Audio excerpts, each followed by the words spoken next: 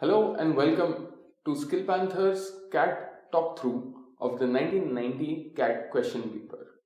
I am your host Saurav Goswami, and I had written the CAT way back in 2010 when I was graduating from BITS Pilani and I was in my final year. I got 99.7 percentile, which is around 44 questions out of 60 correct. In my year, there were 60 questions, and I got into IIM Lucknow as a fresher. And I'm here today to show you the laziest and easiest way of preparing for the CAT. I'm simply going to talk you through the CAT question paper. I have in my hands a tablet with the CAT 1990 question paper, and we're going to first go through the quantitative section. And what I'm going to do is simple. You're going to see the questions in front of the video as I go through them. Follow along. I'm literally going to show you how to think through these questions. Now you might have a question that, hey, are your thoughts the first thoughts that you are having? Yes and no. My thoughts at this moment in time have already been trained to be a certain way when dealing with questions like this. The whole point is you need to know how to think like I do when solving these questions to score at least what I did, if not better. There could be other ways of getting the same score, yes, but my methods work. I have my own results to demonstrate that fact, and those of my other students as well, who you'll be seeing in another video soon. So without further ado, let's get into the first question. Let's take a look. If r is an integer between 1 and 9, p minus r equal to 2370. What is the value of r? Okay. So I can see this is a question called as data sufficiency type of question. I've been given two information lines. One, p is divisible by 4. Second, p is divisible by 9. And I simply need to figure out, using any one of them or both, can I answer the question, what is the value of r in this case? I can easily see r is basically equal to 2370 plus p. Now p is an integer between 1 and 9. Ideally it should be 2 to 8, then I guess the range. So that should be 2372 right up till 2378. So that's any 7 numbers that can take the value of r. However, we want to specifically know the value of r. It has to be one number, it can't be 2.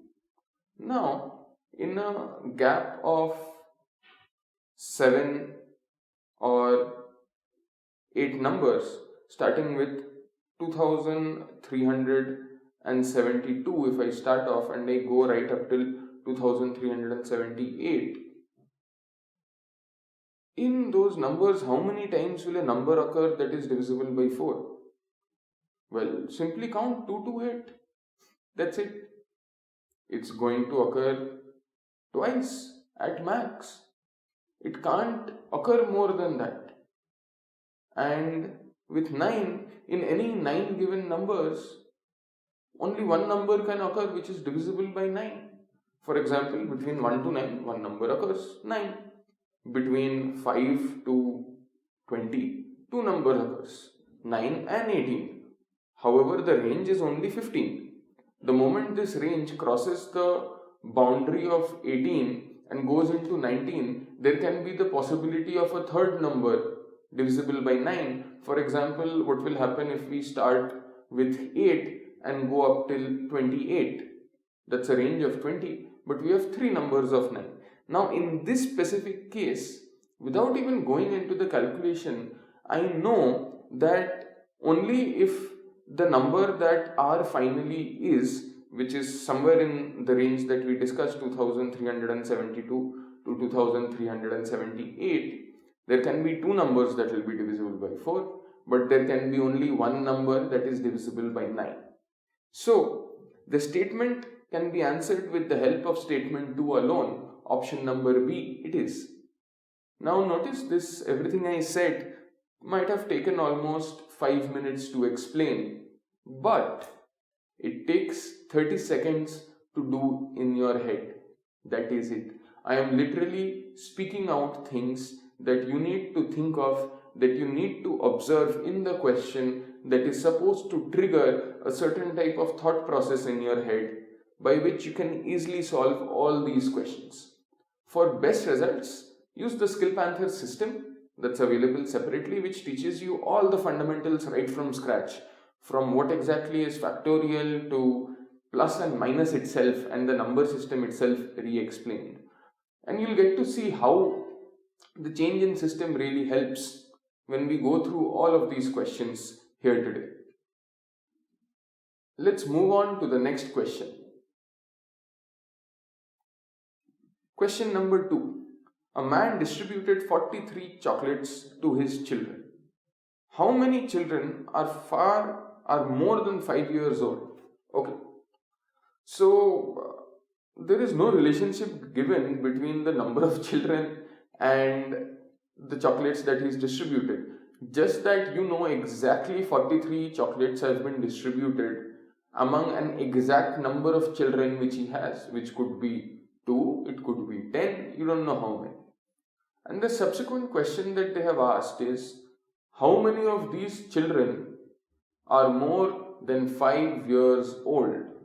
Okay, so I need to know how many are less than 5 years old to be able to calculate it, or I need to directly be given information which tells me how many children are more than 5 years old, or I could be given the total and less than 5 and then I have to subtract to get to more than 5, right? It's only those kind of information points that I need to look for when reading the subsequent 2 sentences. A child older than 5 years gets 5 chocolates. Okay.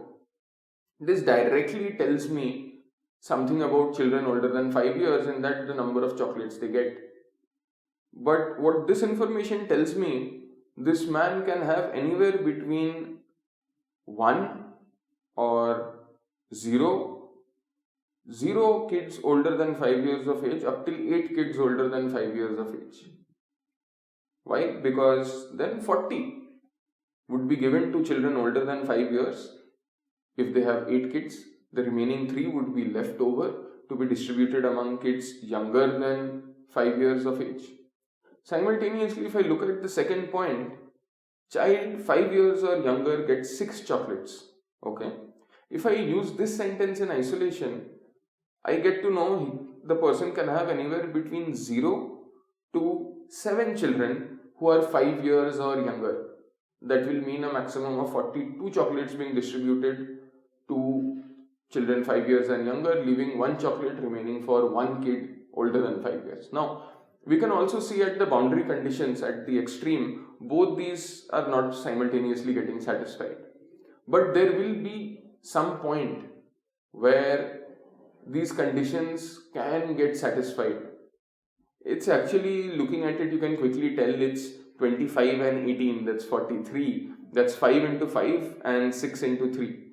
But the point here is you need both the statements given here to answer. Otherwise, you don't have sufficient information. Don't bother getting into the calculations of it unless it can be done fast. Try and just read the question first. Notice I am going to the options right at the end in these questions. Do not jump into trying to find the solution. Don't even get into reading the information provided until you know what information do you need to look for.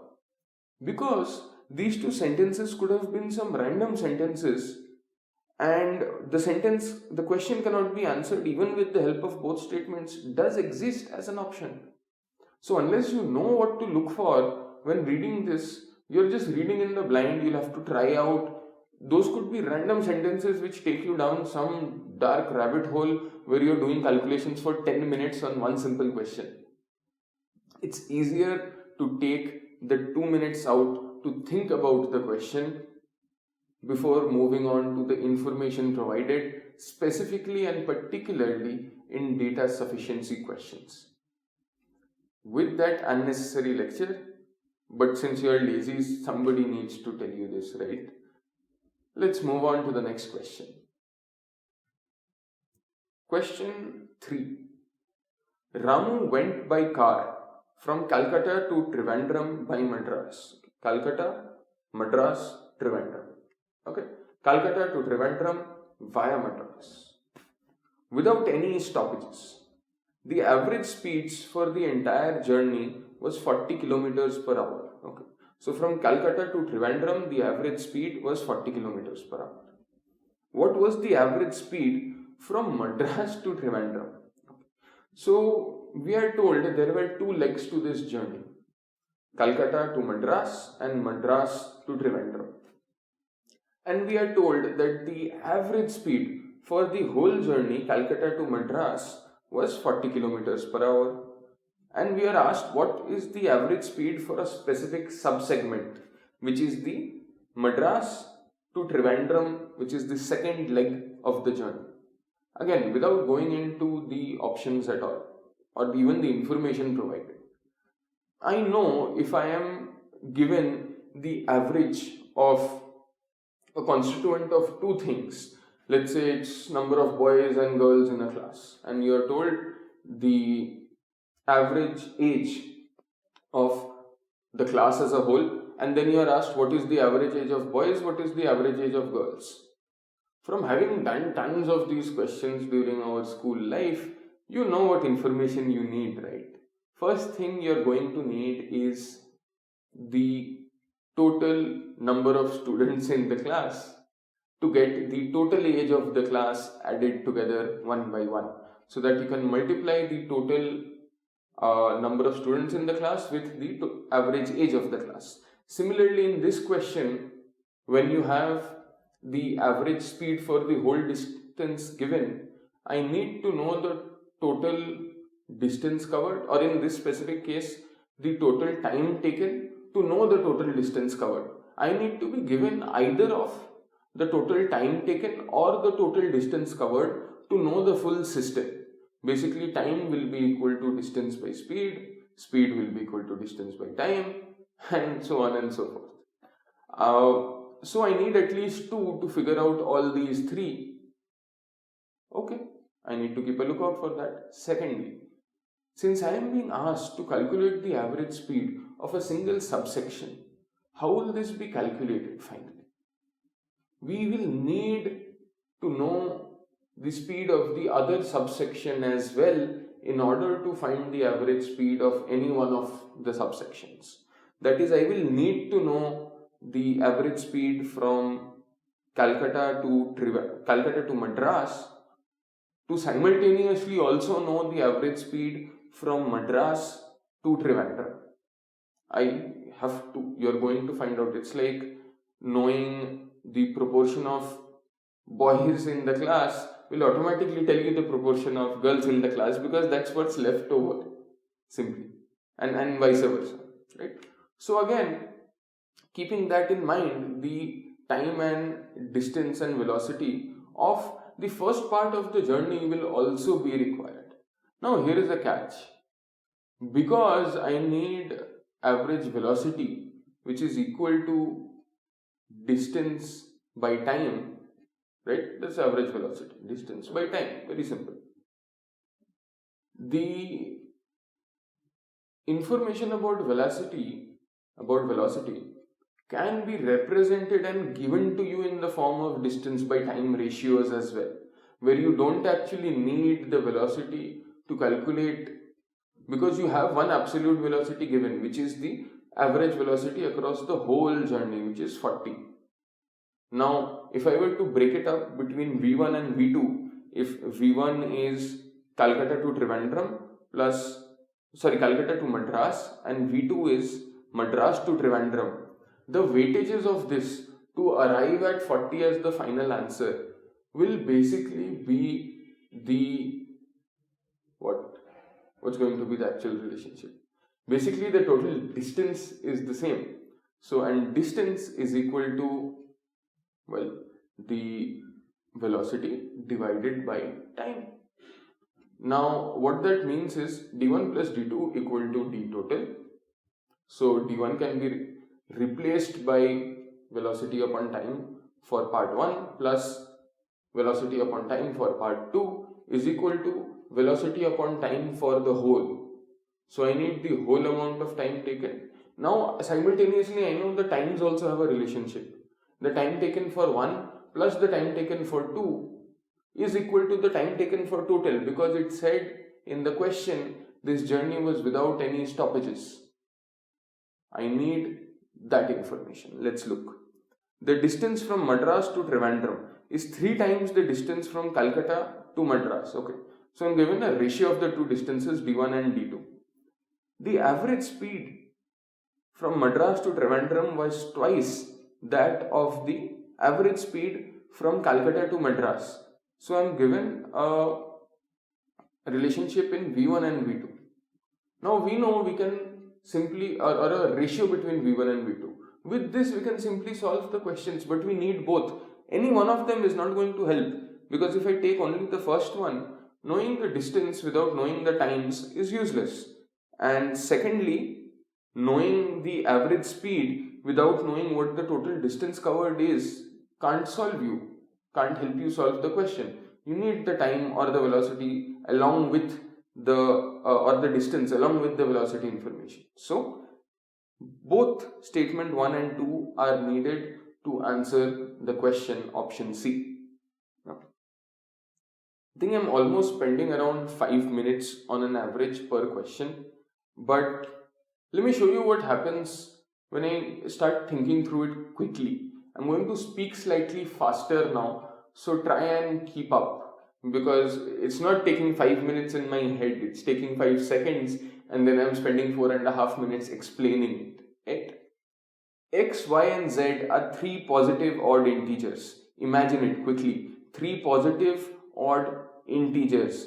Basically, that means 1, 5, 9, 1, 3, 5. All of them are positive odd integers. Is x plus z divisible by 4? Let's multiply them, right? 1 plus 9, 10, not divisible by 4. 1 plus 5, not divisible by 4. 3 plus 5, 8. Yes, divisible by 4. So under some cases it will be, under some cases it won't. How do we know? They've given us 2 bits of information. Y minus x equal to 2. Now x, y and z are positive odd integers, and they have asked me information about x plus z. Knowing information about x and y does not tell me a relationship between x and z. In the second one, z and y is given. I can't use that alone as well, because again no relationship between x and z. I just know z and y. So I have to have the two together for it to make any sense and for us to find out if x plus z is divisible by 4. Now if we take both these bits of information, what that tells us is that they are recurringly occurring odd numbers. That's 1, 3, 5, 3, 5, 7. Because y minus x equal to 2, z minus y equal to 2. The distance between x, y and z is 2 numbers each. Now what happens when you set up this kind of system? Let's take 2 types, right? 1, 3, 5, okay, and 3, 5, 7, because 3 plus 7 added.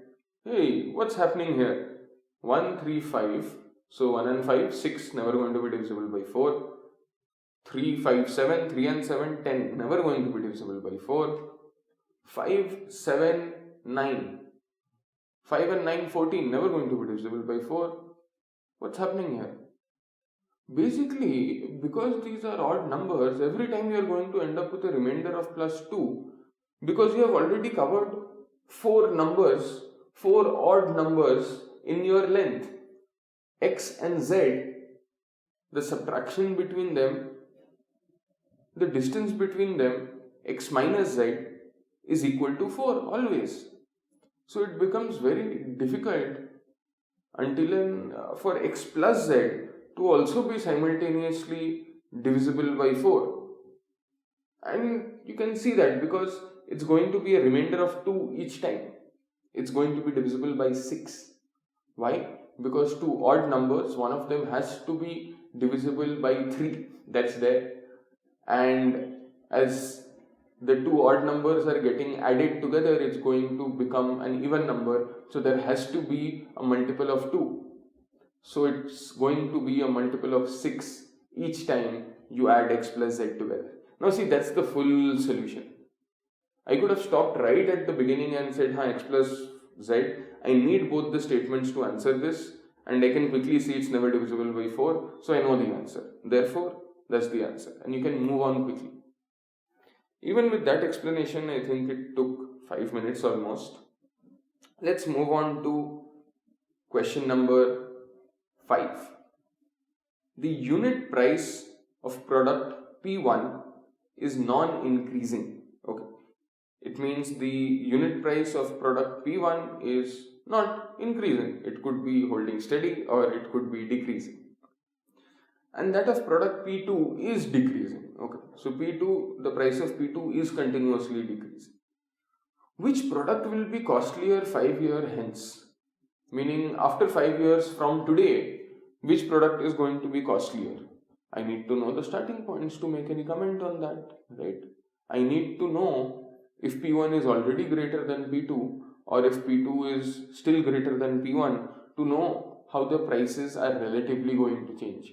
So not only do I need to know the prices of P1 and P2 today, I need to know them respective to each other, relative to each other.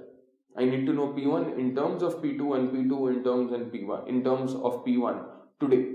Also, to figure out in 5 years how much change is going to happen, because they haven't told us the rate of decrease or the rate of non-increase, whether the fact is holding stable or decreasing. So to calculate the rate, I will need the information at another point in time so that I can at least look at a straight line decrease of how much P1 has changed and how much P2 is changing over certain years. Now, let's look at this information provided. Current unit price of P1 is twice that of P2. Okay. So, P1 is equal to P2. Great. That tells us the relationship between P1 and P2. We know P1 is already twice as expensive as P2.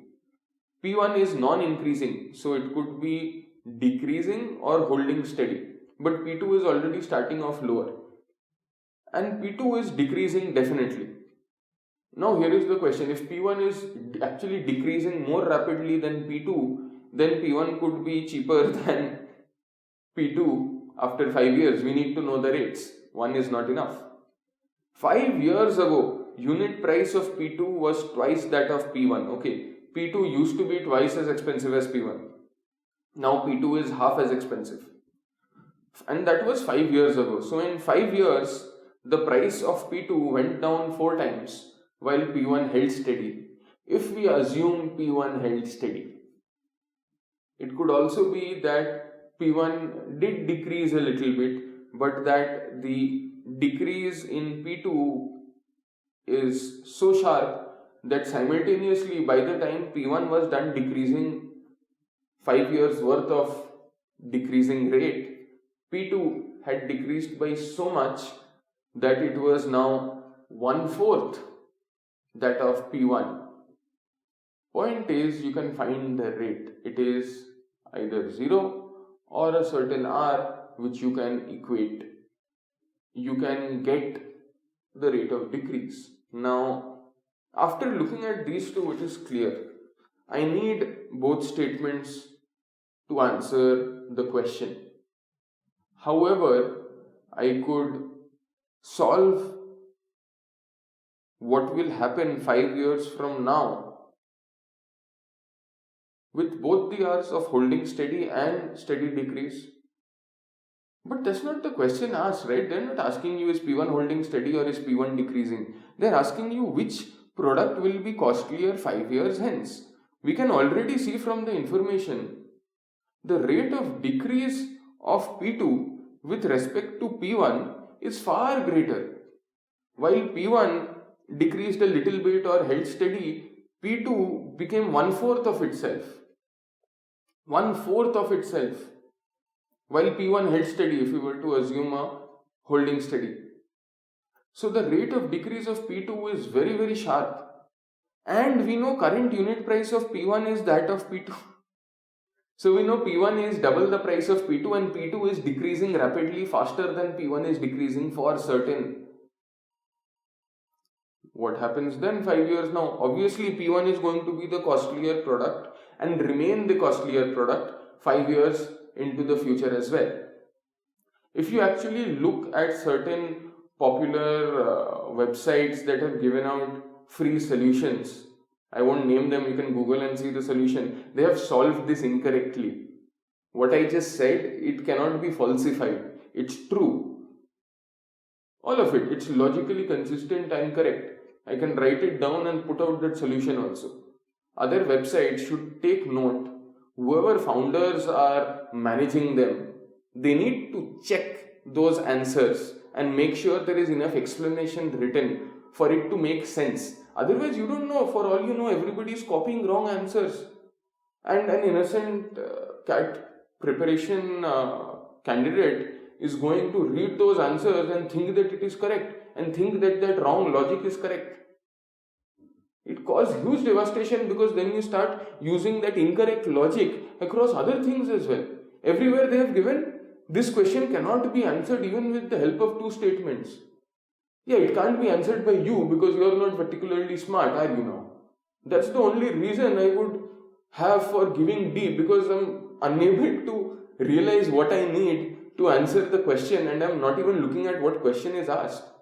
Maybe if I was asked what is the rate of decrease of P1, I couldn't answer that question with both. But I know the decreasing rate of P1 relative to P2 and therefore I can comment on which product will be costlier, especially given that P1 is higher than P2 and P2 is decreasing more rapidly. What are you talking about? Can't answer the question? Bullshit. Of course you can answer the question. Well, okay, that's enough of me ranting at other inferior, bad quality CAT answers available out there across the solutions on the internet, right? Let's move on to the next question. Question 6. I'm going to do this really fast. It might look complicated, but let me read it out. X is older than Y. Z is younger than W. And V is older than Y. Is Z younger than X? I am asked about a relationship between Z and X. So I need to find that relationship link. First statement tells me X relationship to Y. Notice I'm simplifying it in my head. It doesn't matter it's older or lesser. Some relationship is given. X relationship to Y is given. Z relationship to W is given. If we are getting a relationship between W and Y, then we can relate X and Z. Right after that, V with Y is given. Okay, so X with Y, Y with V, and Z with W. So V and W, I need the relationship between those two to answer the question about X and Z. That's the missing link. W may not be older than V. May not be, maybe. That's not information, that's speculation. Second one, V is not older than, W is not older than V. That's information. That's a relationship. Same as the other ones given. V is older than Y and so on. So yeah, second one is going to be enough to answer the question. I think this one I did really quickly. Not much explanation now that you know to think of relationships rather than the specific relationship. I don't need to know greater or younger or older. I need to know is information given first. If information is not given, then what's the point of doing the calculations from that point onwards? Right? Think about it. Question 7. How long did Mr. X take to cover a 5,000 kilometer journey with 10 stopovers? I am asked the time taken. So I know each stopover is going to have a certain amount of time associated with it. And 5,000 kilometer journey, I need to know the speed at which this distance was covered in order to calculate the time or be directly given the time itself. Right? Let's look at the information. The first bit tells us the ith stopover lasted I square minutes. Okay, so I'm directly given the time of each stopover that I can plug in and calculate. First stopover took 1 minute, second stopover took 2 square 4 minutes, third stopover took 3 square 9 minutes, and so on.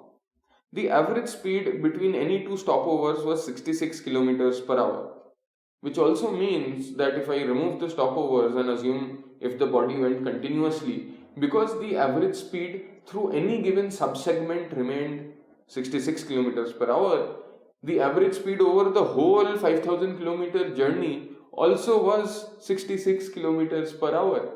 That's it. We need both. We just discussed it before starting to look at the information provided. I need enough information to calculate the time for the stopovers and for the distance covered by knowing the average velocity. Both statement 1 and statement 2 are needed to answer this question. With that, we come to the end of the data sufficiency section. Let's take a break at this point, and when we rejoin back, we are going to start off with question number 8.